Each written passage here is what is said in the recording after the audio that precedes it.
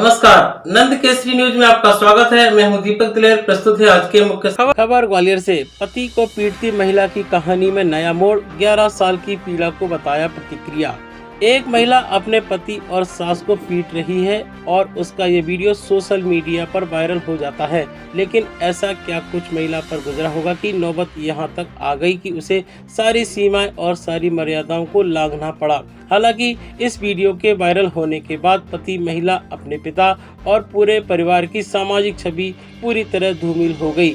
अब यह महिला मीडिया के सामने आई है और इसने वह सब आप बीती सुनाई जिसने इसे इतना आक्रोशित होने पर मजबूर कर दिया।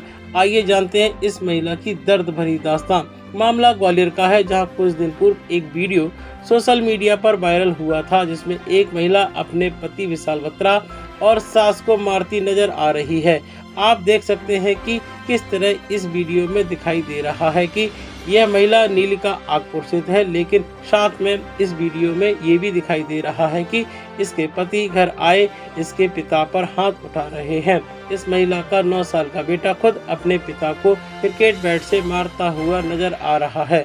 हालांकि नीलिका ने जिस तरह से मारपीट की, हम उसको सही कतई नहीं ठहरा रहे हैं, लेकिन महिला ने अपने 11 साल की शादीशुदा जीवन में जो कुछ भुगता है उसको बयां करने के लिए वह मीडिया के सामने आई है। उसने अपने पति और सास की प्रताड़ना को तमाम सबूत मीडिया के सामने रखे। महिला का कहना है कि जो उस वीडियो में वायरल किया गया है वह अधूरा सच है। पूरी कहानी तो वह है जो मैं 11 साल से भुगत रही हूँ। मेरे जुड़वा बच्चों ने पैदा होने के 2 साल बाद तक अपने पिता की शक्ल तक नहीं देखी थी।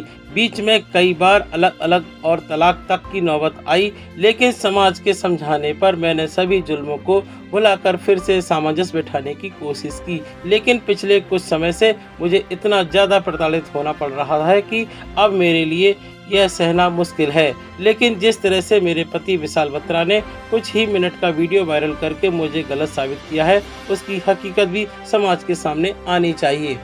आइए देखते हैं ये रिपोर्ट। मार सकता है, मुझे मार सकता है। जब तक तुम मुझे मार रहे थे मैंने सहन किया। जब तक तुमने मेरे बच्चों को मारा, तुमने मेरे बच्चों को परेशान किया, आप पे भी उठने लग गए। आप क्या चाह रहे हैं? अब ओवरऑल आप क्या चाहते हैं? मैं चाहती हूँ मुझे इंसाफ मिले। मैं जो 11 साल से परेशान हूँ, मुझे इंसाफ मिले, मेरे बच्चों को इंसाफ मिले। मैं तो ऐसे इंसान के साथ आप बताएं जो बिल्कुल जंगली जानवर हो चुका है, कैसे रहा जाए? आप मुझे बताएं। आपके पास कोई वीडियो है जिसमें आपके साथ मारपीट हो रही हो? क्योंकि कैमरा तो घर में ही लगे।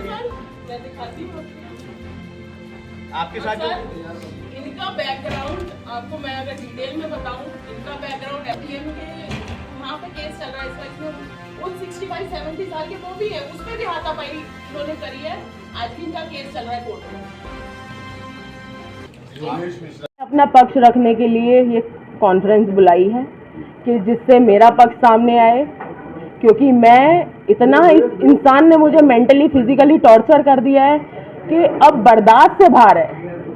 जब तक मेरे पे बात थी, मुझे मारा जाता था, मुझे पीटा जाता था, मैं बर्दाश्त कर रही थी। मेरे बच्चों को भी मारा पीटा गया, मैं चुप रही।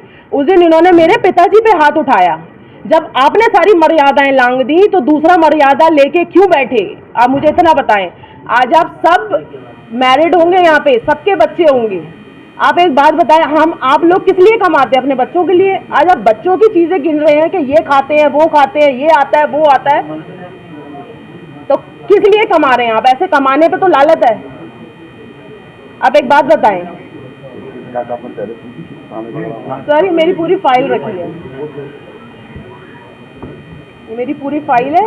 उस दिन भी जो इन्होंने मेरे साथ हाथापाई की है, मैं आपको उसकी फुटेज तो नहीं है, क्योंकि सर एक्सेस मेरे पास नहीं है उन कैमरों का। अगर मेरे पास एक्सेस होता मैं आपको आधा घंटा 1 घंटा पहले की रिकॉर्डिंग, 1 घंटा बाद की रिकॉर्डिंग दिखाती।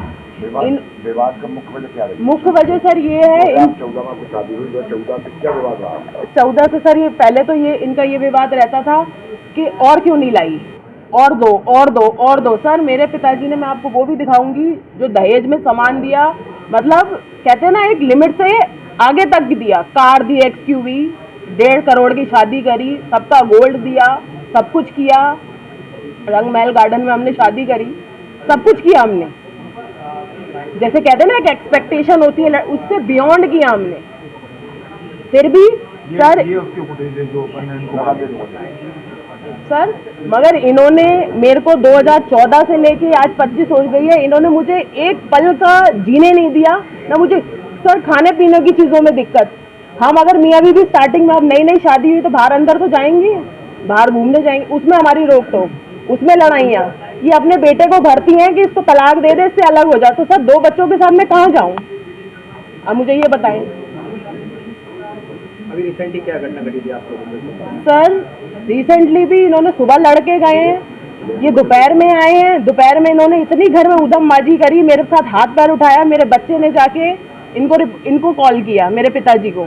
आप ये बताएं, अगर वो नहीं आए होते मेरे को बचाने और मेरा भाई नहीं आया होता तो आज मेरा और मेरे बच्चों का क्या होता? आप बताएं। किस बुरी तरीके से उसने घसीट के पापा को गेट तक लेके गया। आपने सबने वीडियो देखी है कैसे उनके आज भी उनके सिर में वो पड़ा हुआ है। अब आप आगे क्या चाहती हैं?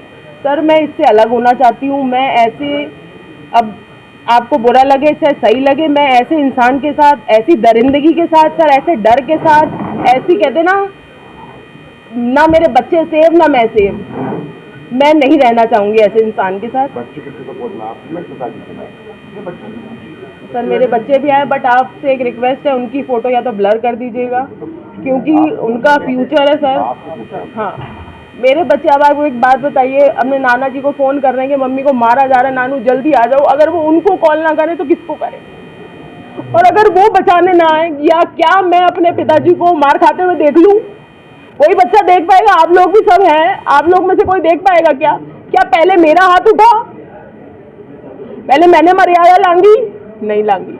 जब मेरे पिताजी पे हाथ उठाया गया तो कोई बच्चा नहीं होगा मुझे लगता है जो चुप बैठेगा। आज के समाचारों में इतना ही। कल हम फिर हाजिर होंगे, तब तक के लिए मैं इजाजत दीजिए। नमस्कार।